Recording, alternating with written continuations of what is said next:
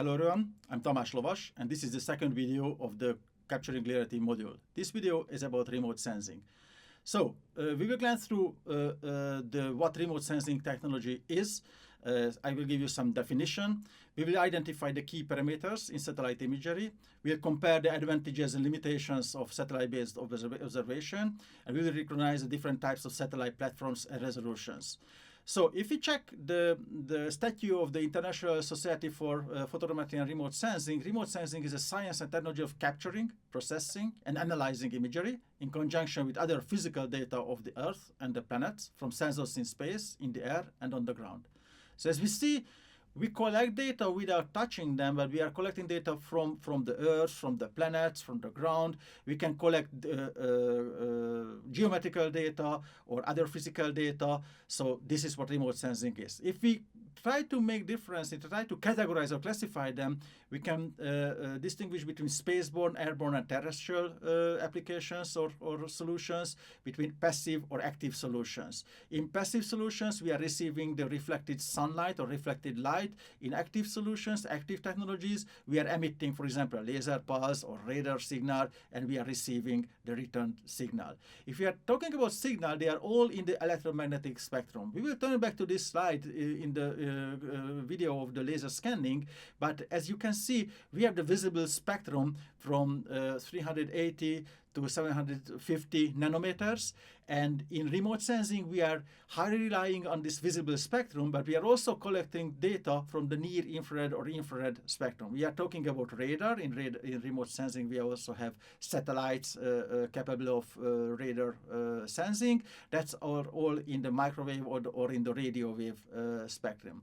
If we are talking about satellites, it's interesting to notice that, for example, the International Space Station is, the altitude of the International Space Station is 400 kilometers, but all the mapping satellites are low orbit, the so-called low Earth, are on the low Earth orbit, so they are below like 800 kilometers. For example, the Landsat satellites is 705 kilometers above ground, or the meteorology satellites. The communication satellites are also on these orbits, but we are talking about, for example, the global navigation satellite systems. They are over 20,000 kilometers. So there are different orbits we are using. I collected some satellites, about the names. If you stop the video and want to look after on the internet or Google some of the satellites, you can easily find them. The point is they are continuously developing. NASA or SpaceX are launching new and new satellites. ESA, the European Space Agency, are launching satellites. There are micro satellites. For example, BME, my university, is also launching micro satellites, CubeSats. So there are multiple technologies. And in the future, the development trends showing that there is sensor fusion in the satellites. In one satellite, we are using radar and imagery and so on. Okay, if the basic data, the basic parameters are the resolution. What kind of resolution a satellite image, for example, can have? Spatial resolution is the geometric resolution, is the level of details in an image. It means the pixel size. If you are buying a camera, it's only about megapixels, but also the size matters, the pixel size matters. So that is the ground sampling distance. So in case of satellites, the maximum is like 31 centimeters in the commercial imagery satellite systems.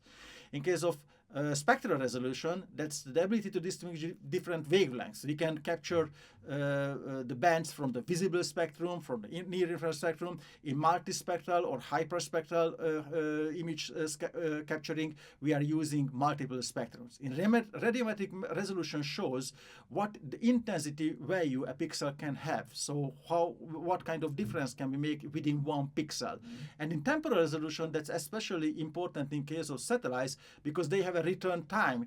They are orbiting, so they are returning in 1 day, in 7 days, in 14 days. We need to take this return time into consideration. I collected you some satellites, some widely known satellite system, and you can check the resolution of them, the geometrical resolution of them.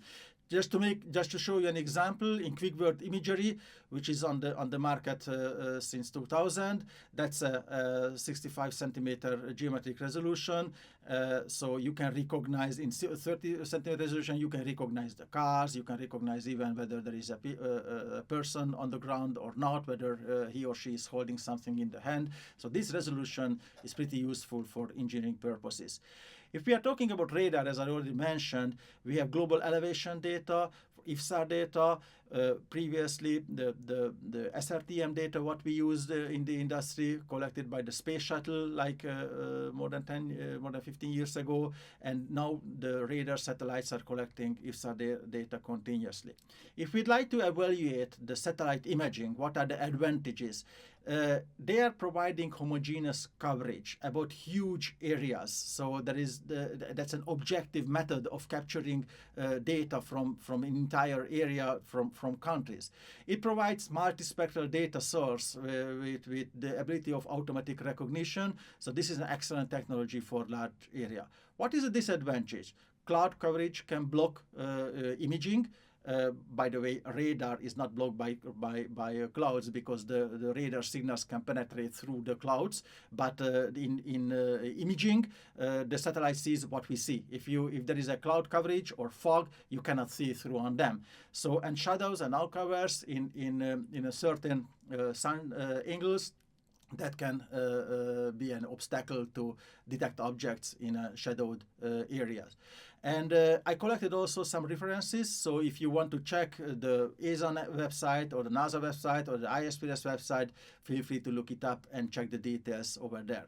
So thank you for your attention. This was the module of remote sensing. In the next video, we will talk about airborne mapping. Thank you. Goodbye.